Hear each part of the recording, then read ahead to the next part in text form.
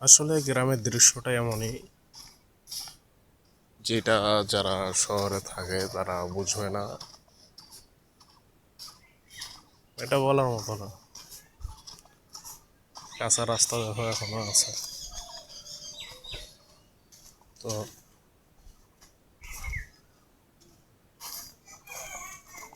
শহরের প্লাবন বুঝবো না যে কাঁচা রাস্তা আবার কি।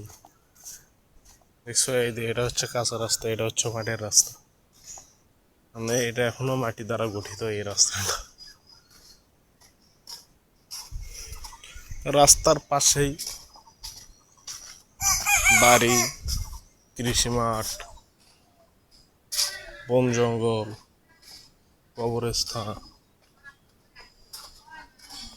মানে সব মিলিয়ে একেবারে অতুলনীয়।